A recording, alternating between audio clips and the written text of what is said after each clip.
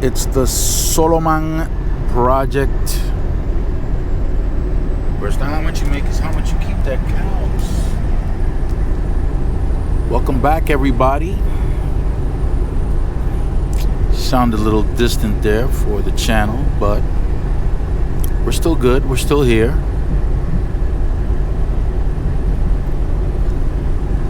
If anybody's been paying any kind of attention to the stock market, you would have noticed a pretty big move to the downside. To the downside, meaning that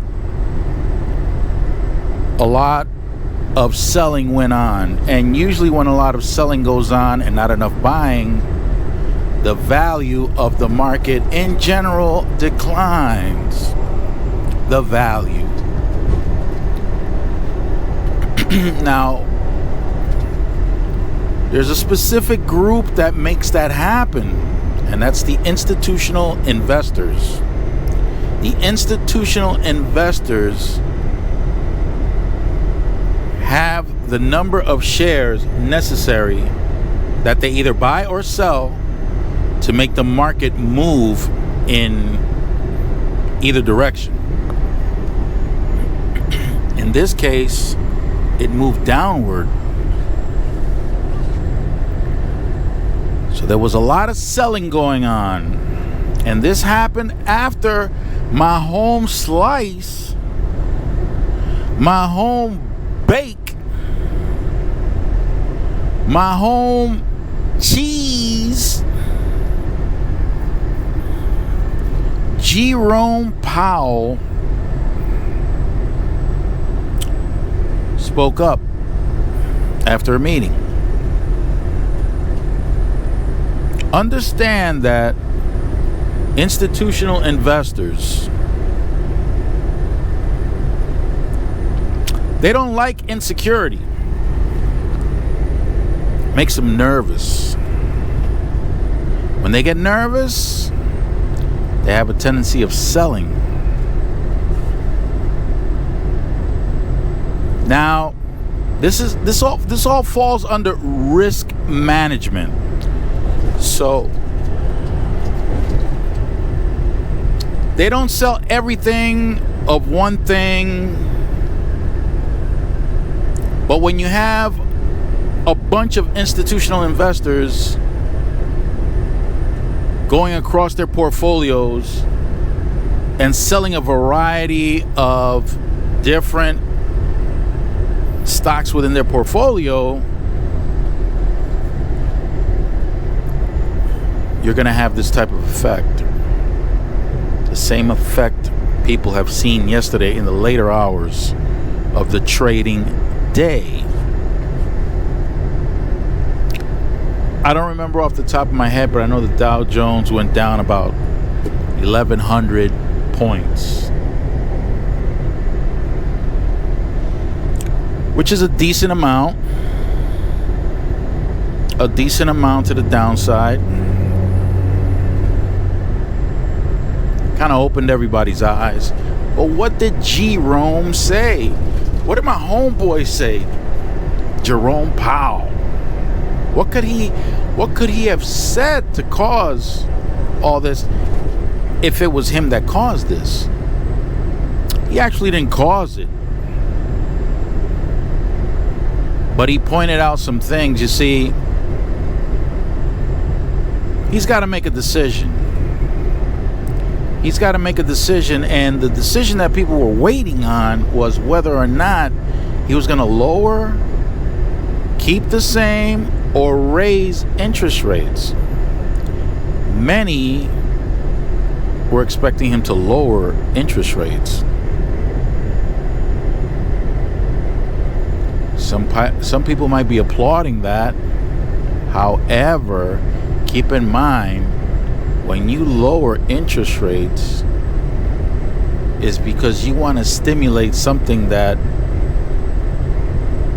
isn't really working all that good. But he held back. And the reason he gave for holding back had to do with not knowing what the new administration's policies are. That created a lot of uncertainty in the investment community. A lot of uncertainty. Uncertainty makes investors very nervous. Very nervous. That's not something they like.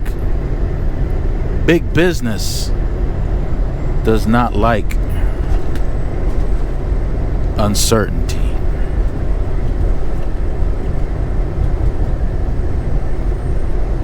So it's that lack of information from the new administration coming in that caused Powell to pause.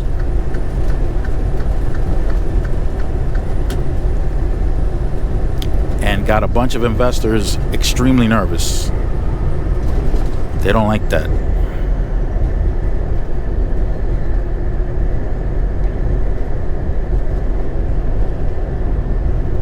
I also want to talk to you about how the new administration wants to lower the tax burden for corporations.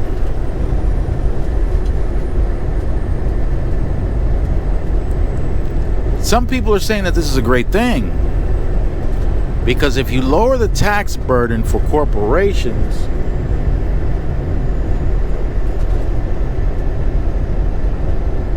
then the corporations that manufacture or that sell goods can lower their prices so that we, the consumers, can purchase goods at a lower price.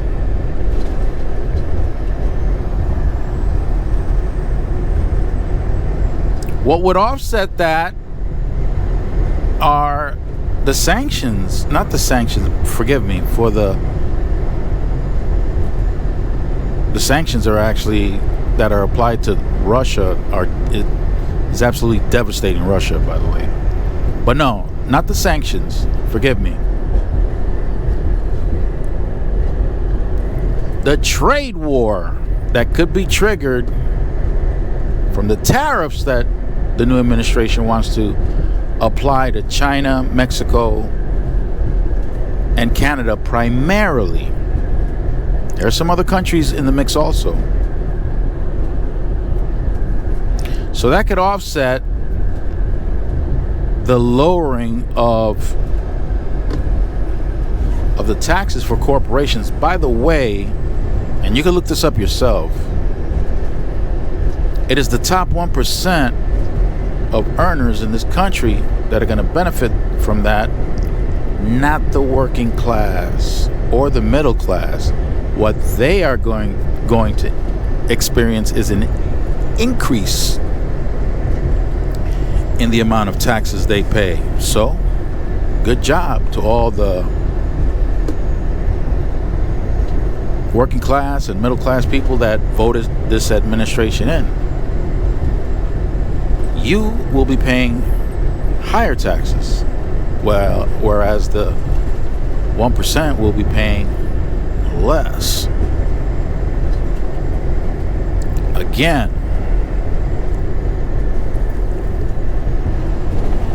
people who are born into wealth cannot identify with the struggles of the middle class and the working class. They cannot identify. By the way, we're in Illinois. We just crossed into Illinois. I think I went past the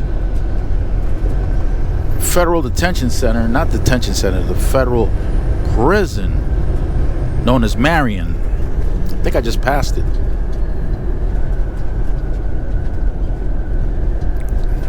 Notorious prison in the United States, Marion.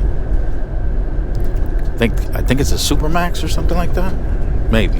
I don't know. You can look that up too if you want. So the idea that lowering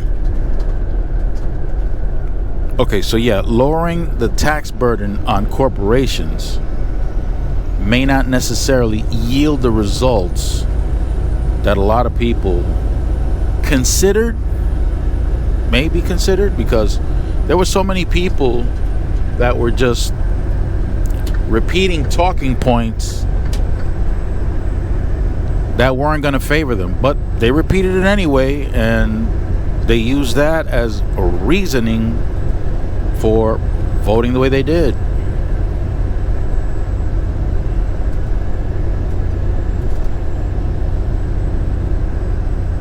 Now, depending on how much business experience you have, you might have heard this lowering of business tax, corporate taxes. And you could have been on either side of this coin. If you have a lot of experience, you could have been on either side of this coin.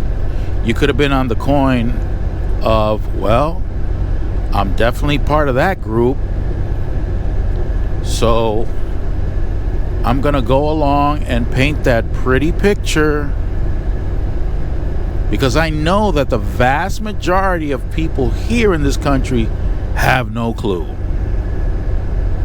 The vast majority have no clue. Now, some people with experience might just keep their mouth shut, knowing that people are confused and don't know what the real results would be. Some people might just keep their mouth shut about that. If you have a lot of experience with business, not small business, not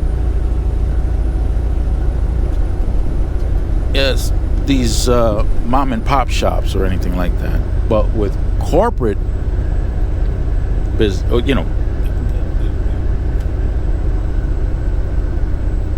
a level of business that's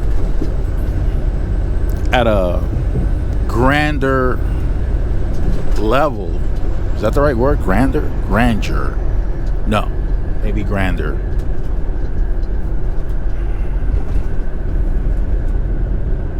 I'm trying not to make this thing more complicated than what it needs to be.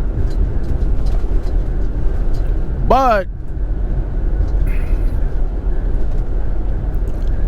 people are under the impression that, okay, lower corporate taxes means that corporations can lower their prices.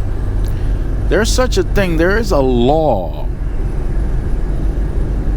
If you've dealt with the corporate world at a particularly high level, there's such a thing that you would probably think about right away and know that the vast majority of the population would not be thinking along those lines. There's a law out there to prevent something that for some reason libertarians just don't factor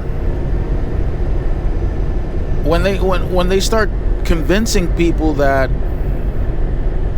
keeping the government away from business is the best thing to do.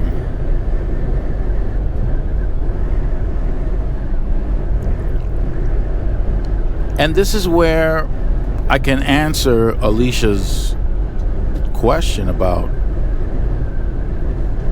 or I can incorporate the answer to her question into this conversation, which is it's about deregulation. When we're talking about deregulating something like the Federal Trade Commission, which is responsible for doing their best They can't catch everybody, but doing their best to protect consumers from fraud, from price gouging, deregulating an institution like the Federal Trade Commission, which is what the new administration plans on doing, then there's less protection for consumers. How much? Couldn't really tell you, because I really don't know to what degree the deregulation is going to take place. That they're going to deregulate, that's already been spoken. The new administration has said clearly that yes, there will be deregulation. They're going to decrease the size of the government. Fine. So what is this law that I'm talking about that may not benefit the average consumer if corporations get a tax break? Why wouldn't they lower their price? Well, it's called price fixing, and it's there for a reason. Price fixing occurs when, let's say, 5 different restaurants, 5 separate companies, decide that they don't want to compete with one another to the point where they're lowering the prices and they're losing profit because of that, right? Because one restaurant will compete with the one across the street. These people have hamburgers for $5. Well, if I lower mine to $4.75, well, what do you think the restaurant across the street is going to do? They're going to lower theirs too. And if the third one catches wind that, oh, wait a minute, these two have it at $4.75, if I want to stay relevant, I might have to go down to $4.70. And that creates a domino effect. Great for us, the consumers. But at some point, as has happened in the past, the 5 different owners will come together and come to an agreement that this race to the bottom is not going to help any of us. This race to the bottom is going to make it hard for us to stay in business. Because while we're lowering our prices to compete with one another, we still have the same expenses. Our expenses are not going down. Our profits are going down, but our expenses are not going down. Now, libertarians will have you believe, oh, well, you know, they'll somehow prevail and the customer will choose who wins, who loses. Not necessarily. Because those 5 business owners can get together and say, listen, let's make it so that our prices are so similar that when people choose to go to either or, price is not an issue. So instead of going down from $5 a burger to $4.50 a burger because everybody's trying to lower their price, why don't we just go down to $4.95 for you, $4.97 for you, $4.96 for you. In other words, the difference between our prices is like a penny or two. And that way, we don't cut each other's throat.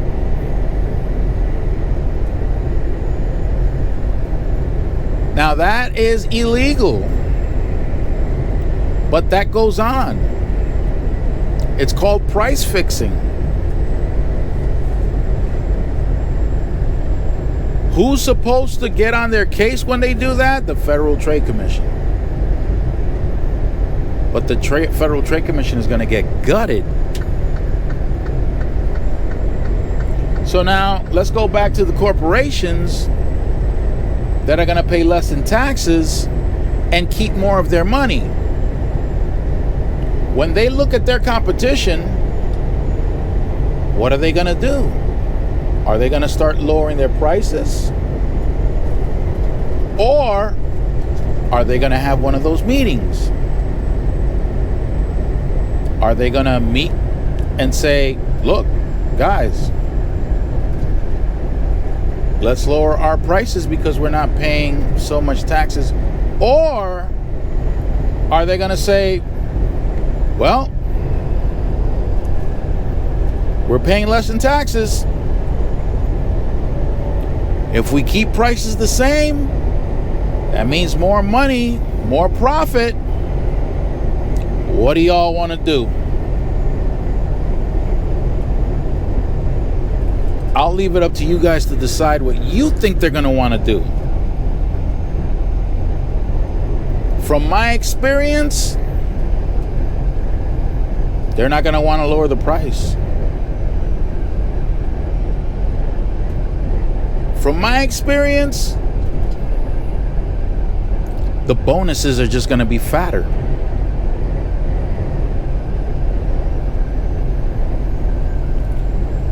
The average person will not know. In fact, I don't think anybody outside of that group that meets, I don't think anybody's going to know what the internal workings are of these companies to know whether or not they're actually price fixing or not. It happened with food. It happened with oil. Now with the food and the oil, they didn't necessarily come together because of a benefit like a reduction in an expense like taxation. No. With the food and with the oil, it was different. With the food and the oil, there was some type of catastrophe, let's call it a catastrophe, that caused a shortage. So they had no choice but to increase their price. However, when the shortage ended and there was plenty to go around, they didn't bother to lower their prices again. They kept the prices high.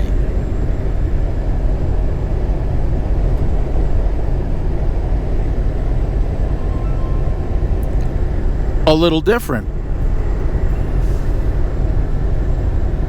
A little different.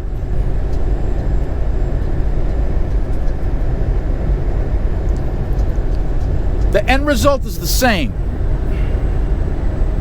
You're paying more when you don't necessarily have to pay more.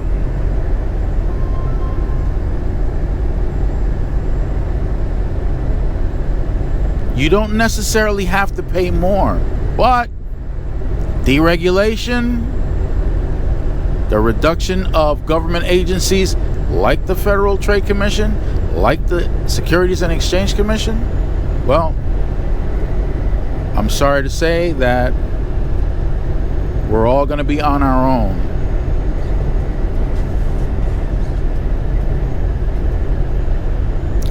So most of us are going to be at the mercy of sharks.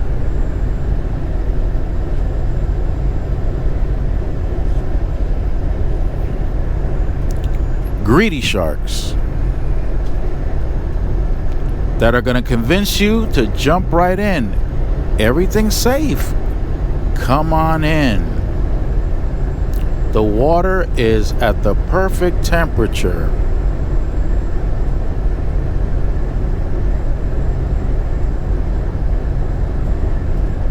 You're going to have a great time. Folks, stay fresh. Keep it profitable.